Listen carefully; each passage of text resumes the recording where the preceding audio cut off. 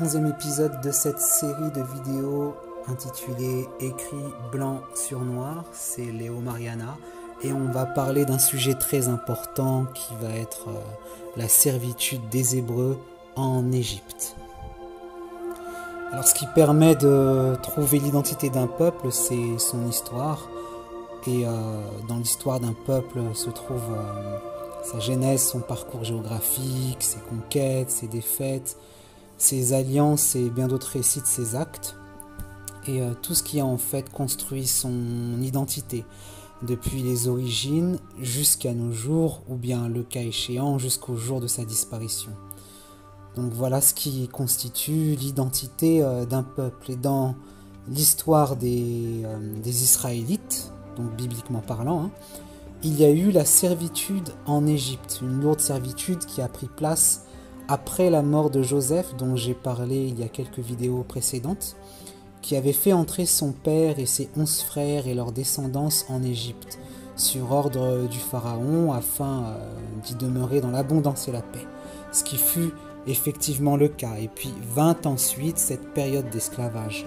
Donc si on pose la question aux chrétiens, j'ai envie de dire à ceux qui sont connaisseurs dans le christianisme, et bon, j'entends clairement par là tous ceux qui sont dans le christianisme de longue date et aussi bien intégrés, qui ont une place dans l'église, on va dire, si je puis dire. Je prends des termes avec des pincettes, mais c'est pour ne pas trop citer, mais bon, pour ceux qui ne connaissent pas, si ce sont des pasteurs ou des enseignants ou des prêtres ou autres, la plupart des gens vous diront que cette servitude, si on pose cette question, combien de temps elle durera, ils vous diront que ça a duré 400 ans. C'est la réponse la plus courante et la plus immédiate.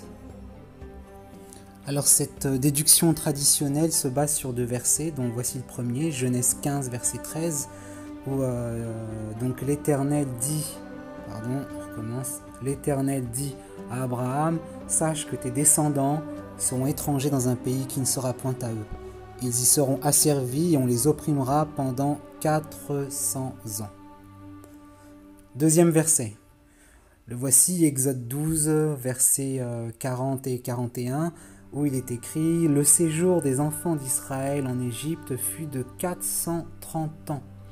Au bout de 430 ans, donc deuxième fois, le jour même, toutes les armées de l'Éternel sortirent du pays d'Égypte. » Donc à partir de là, ça paraît clair. Donc ce qu'on va faire, c'est qu'on va retracer rapidement l'histoire de Moïse. Donc en résumé, Moïse est né pendant le servage. Il y avait déjà la servitude qui était en place, et même une phase d'infanticide. C'est pour ça que sa mère l'a abandonné sur une rivière, donc sur la rivière le Nil,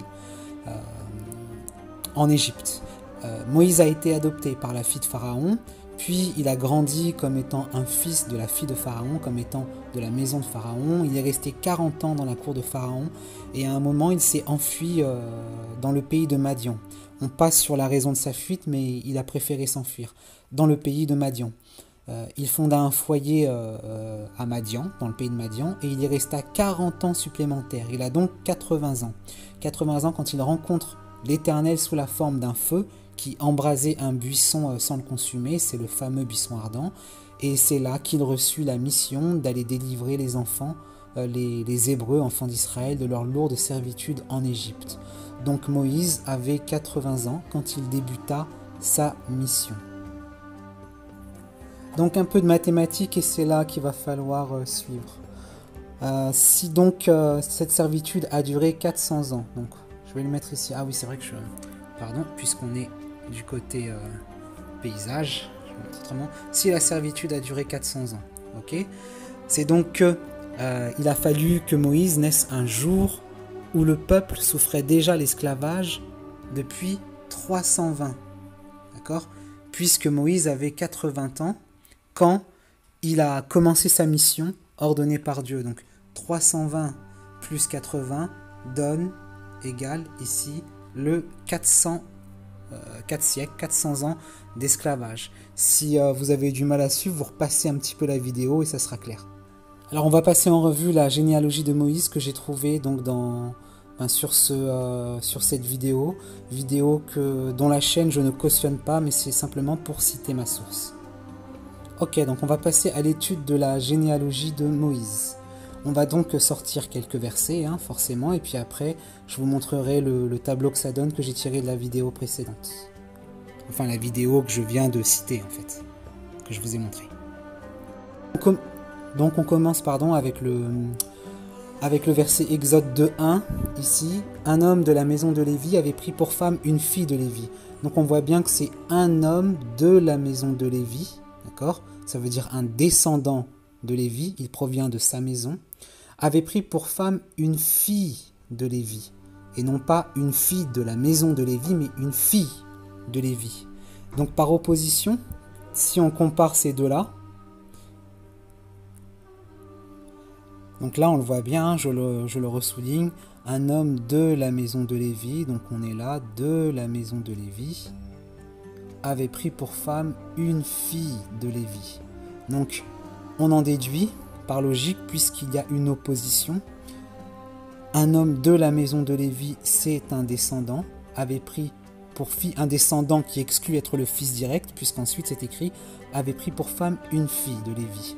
C'est donc un descendant, si on schématise Lévi ici comme ça, je le schématise par ce dessin-là, il a un descendant de la maison, donc c'est pas le fils direct, après on ne sait pas, par exemple ce serait celui-ci, fictivement, et il a épousé une fille directe de Lévi. Ok, là on passe donc cette fois-ci à Exode chapitre 6, versets 16 à 20. J'ai surligné en jaune les passages qui nous intéressent, donc je ressors mon stylo, et on est là, voici les noms des fils de Lévi, donc ici, hein, c'est au commencement, voici les noms des fils de Lévi, celui qui nous intéresse, donc avec leur postérité, Gershon, Kehat, Merari, et donc on dit les années de la vie de Lévi, c'est pas ce qu'on veut. Donc nous, ce qui nous intéresse, je reprends, hein, je vais être un peu plus clair.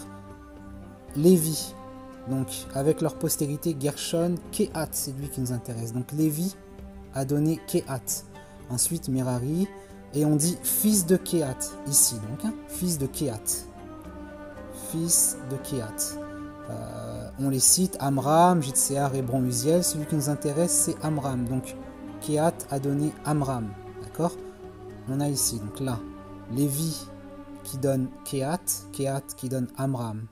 Et ensuite, les fils de Amram, plutôt, pris pour femme Jochébed, sa tante. Donc, c'est bien marqué ici, il a pris sa tante. Ça se faisait à l'époque, c'est comme ça. Et elle lui enfanta Aaron et Moïse. Là, donc, on est bien d'accord que il a donc pris un fils de Lévi, qui était donc son... Si j'enlève tout ça, il y a Lévi, il y a Kehat, c'est son fils, et ensuite Kehat a eu Amram. Donc ça veut dire que Amram est le petit-fils, on le voit là, ici, hein, est le petit-fils de Lévi, et il a pris pour femme Jochébed, sa tante, comme c'est écrit ici. Ça veut dire une fille de Lévi, et il l'a prise pour femme. Alors, ça nous donne quoi en schéma? Et bien voilà ce que ça nous donne en schéma. Donc là, on passe en mode paysage. Voilà. Je prends le petit stylo. Donc on a effectivement Lévi, qui a donc eu Kehat qui a eu Amram. Mais Lévi a aussi eu Jochébed ici. Et Jochébed, qui est donc la tante d'Amram, on peut le voir, je l'ai relis ici, parce que c'est une sœur de son père. Il a pris sa tante et ils ont eu ensemble ici Moïse. Donc on voit bien là, tout est bien confirmé, donc qu'ils ont eu ensemble Moïse. Où est-ce que je veux en venir dans tout ça?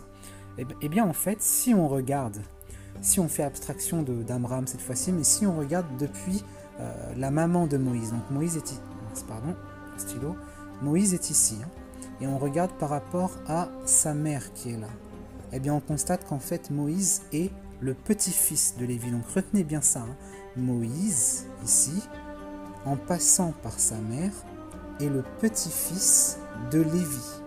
Le petit-fils de Lévi, ça veut dire qu'il n'y a qu'une seule génération du côté de sa mère, du côté de la maman de Moïse. Il n'y a qu'une seule génération, sa mère, entre Moïse et son grand-père. Donc, effectivement, c'est donc le petit-fils de Lévi par sa mère. Problème ici, c'est que Lévi que je surligne ici, Lévi est un frère de Joseph, donc je vais mettre J pour Joseph. Lévi et Joseph, donc Joseph et Lévi sont frères. Ils sont frères, ils ont le même père, mais bon, pas la même mère. Et ils étaient 12 frères, ce qui faisait les 12 patriarches.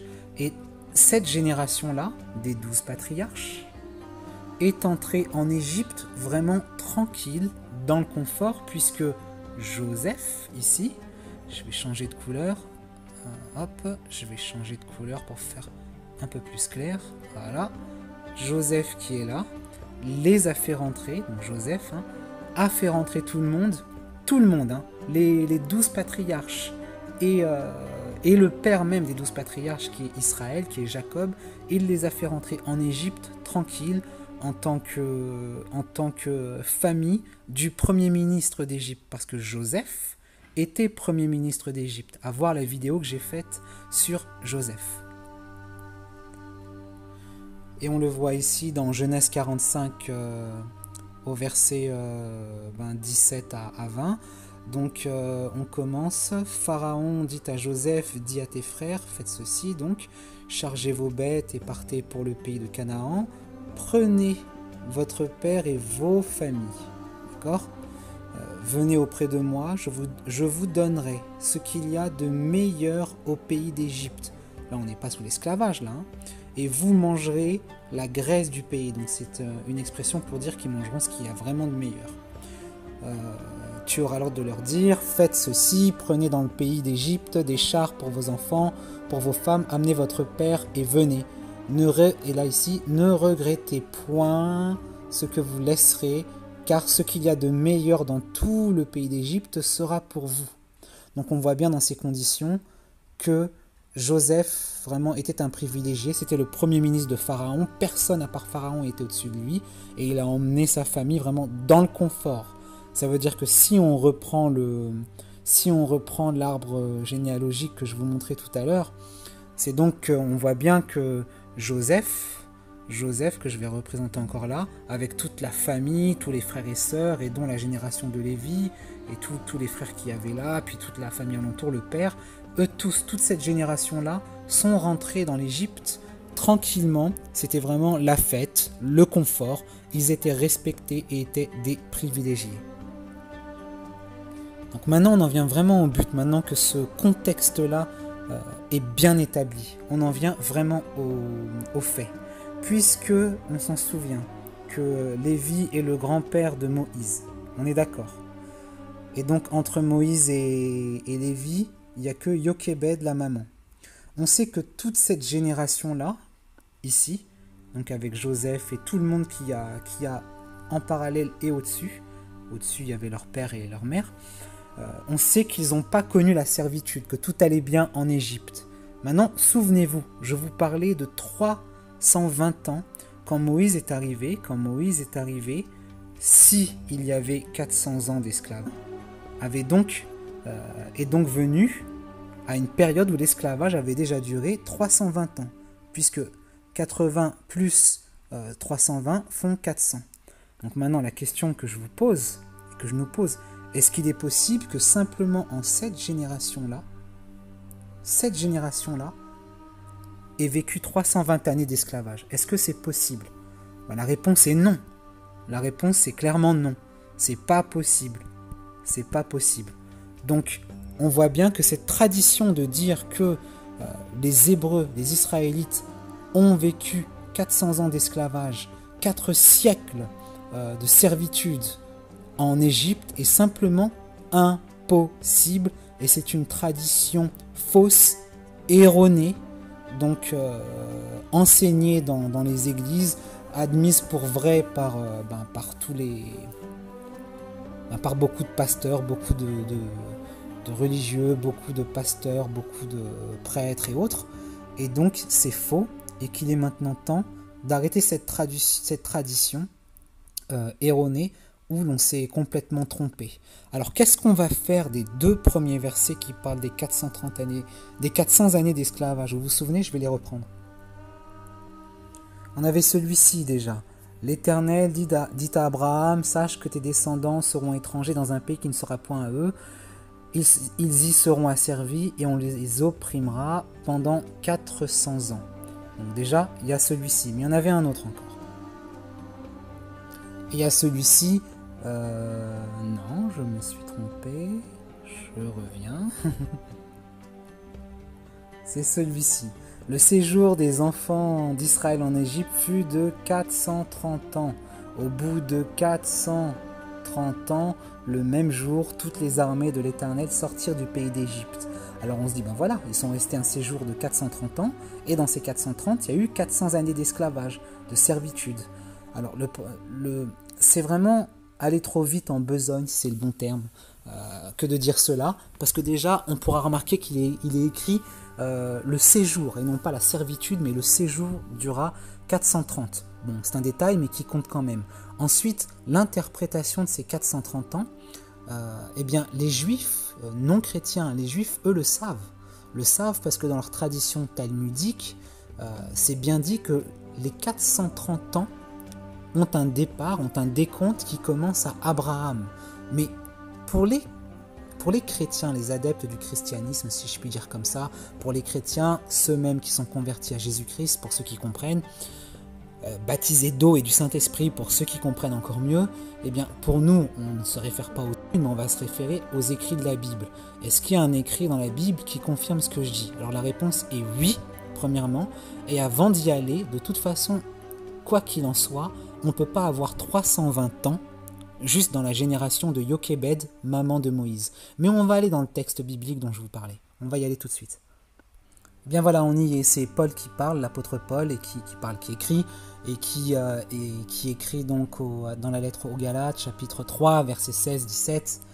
Il écrit « Or les promesses ont été faites à Abraham et à sa postérité ». Donc je lis le tout d'abord. « Or les prophètes ont été faites à Abraham et à sa postérité ».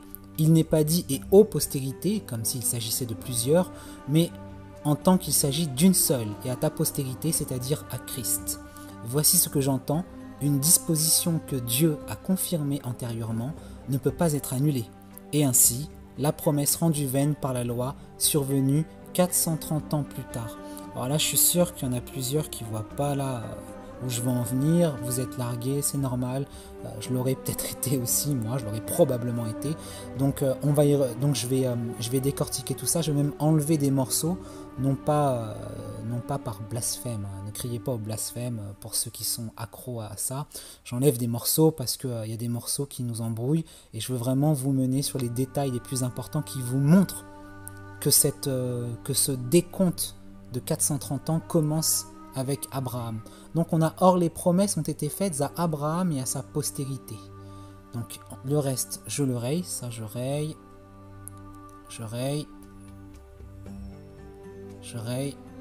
là je pense jusque là. Voici ce que j'entends, une disposition, on peut l'enlever aussi. Antérieurement, ne peut pas être annulé. Voilà, on va s'en arrêter là. Donc il nous reste quoi? Il nous reste « Or les promesses ont été faites à Abraham et à sa postérité. Et ainsi, la promesse rendue vaine par la loi, survenue 430 ans plus tard. » Donc je raye bien tout ce qu'il y a à rayer là, pour qu'on comprenne bien. Et franchement, alors là, si vous êtes des non-chrétiens, bon moi je m'appelle pas chrétien, hein, mais si vous êtes des non-croyants, et que vous êtes resté là, je suis super content et honoré même. Ce serait bien. Donc je redis. Or les promesses ont été faites à Abraham et à sa postérité. Ça veut dire à Abraham et sa descendance. Ensuite on arrive ici, là, ici. Et ainsi, la promesse, donc là on parle de promesse ici. Il y a une promesse qui a été faite à Abraham, début du décompte. Et ainsi, en bas, la promesse rendue vaine. Elle a été donc annulée. La promesse rendue vaine, la promesse annulée, par quoi? C'est écrit par la loi. Nous savons que la loi est venue avec Moïse. Quand Moïse a eu les tablettes sur la montagne, il est venu donner la loi. C'est pour ça que c'est écrit par la loi ici, par la loi. Donc, je reprends. Or, les promesses ont été faites à Abraham et à sa postérité. Et ainsi, la promesse rendue vaine par la loi qui est survenue, donc survenue ici, 430 ans plus tard, je rajouterai survenu 430 ans plus tard par Moïse. Ça c'est moi qui le rajoute par Moïse, mais c'est pour que vous compreniez. Ça veut dire qu'on voit bien que ces 430 ans ont commencé à partir d'Abraham, ici, à partir d'Abraham, début du décompte, et ces 430 ans se sont terminés avec Moïse dans le désert quand il a donné la loi. À partir de là, on voit bien que les 400 ans d'esclavage, de servitude attribués traditionnellement aux Hébreux en Égypte sont faux, impossibles, c'est faux, c'est faux, c'est faux. On voit bien que la persécution, fort probablement, elle a commencé un peu avant la naissance de Moïse. La maman de Moïse a caché Moïse quand il était bébé. Ça veut dire que... et Moïse est venu ensuite, donc bébé, il a grandi, 80 ans, il revient délivrer les Israélites. Ça veut dire que cette servitude a duré au moins 80 ans, probablement environ 100 ans, peut-être 120, et à tout casser, on peut dire à tout casser, ça a duré 150 ans. À tout casser pour faire une grande marche, là c'est pour être gentil. Mais on est carrément loin des 400 ans. Il n'y a pas eu 400 ans d'esclavage en Égypte, que ce soit bien clair, il n'y a pas eu 400 ans d'esclavage en Égypte. Donc, à partir de là, vous vous souvenez donc, je vous ai expliqué, donc voilà, Jochebed qui était censé contenir la période d'esclavage, puisque juste après elle donne Moïse. Donc il n'y a pas eu 320 années dedans, ça vous vous en souvenez, c'est bon. Juste un petit rappel, donc à partir de là, il n'y a pas eu 320 années d'esclavage quand Moïse il est né en Égypte. Il n'y a pas eu 400 années d'esclavage en Égypte comme on le prétend traditionnellement. Et c'est vraiment choquant et étonnant qu'on ait pu se laisser tromper comme ça, moi y compris, pendant autant de temps. On a lu et on n'a pas su lire, mais maintenant il est temps que les traditions tombent, parce que les traditions, c'est ce qui est en train de pourrir notre Église. Quand je parle de l'Église, c'est l'Église de Jésus-Christ, clairement. Donc là, c'est une vidéo qui est vraiment à prise de position. Je laisse vraiment ressortir à la fin, à ce final, là, mon côté de croyant. J'ai été sauvé en 2002, j'ai vécu du surnaturel. Donc j'ai vécu du vrai surnaturel, je l'ai vécu. Depuis, ça m'a pris, j'ai eu mes hauts et mes bas, et là je reviens avec une soif, une faim, un feu. J'en ai assez des traditions, j'en ai assez de la tradition pro-caucasienne dans l'église, j'en ai assez donc qu'on mette en avant ces choses-là, et j'en ai vraiment assez de ces traditions erronées où on s'est trompé et qui deviennent même maintenant mensongères consciemment, puisque c'est en train de sortir et qu'il va falloir prendre position. Voilà, donc à tous ceux qui n'étaient pas croyants, je suis honoré que vous ayez regardé la vidéo.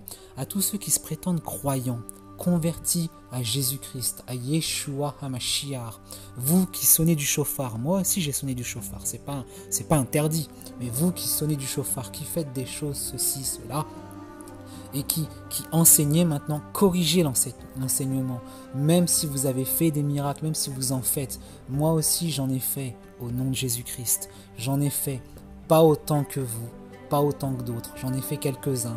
Mais en tout cas, quoi qu'il en soit, si je dis ça, c'est simplement pour dire que, voilà, parce que je sais qu'on pourrait me dire, et toi, qu'est-ce que tu fais ? J'en ai fait, mais ça n'en demeure pas moins que les traditions maintenant, ça suffit. Il n'y a pas eu 400 années d'esclavage en Égypte, et ça va être clé pour la vidéo suivante, ça va être super important.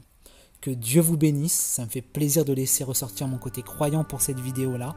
C'est pas que j'avais honte dans les vidéos précédentes, mais je voulais que ce soit plus scientifique et on va dire pas trop à parti pris, vraiment. Et là, vraiment, je monte position pour cette vidéo et peut-être même pour la suite. Merci à tous et que Dieu vous éclaire.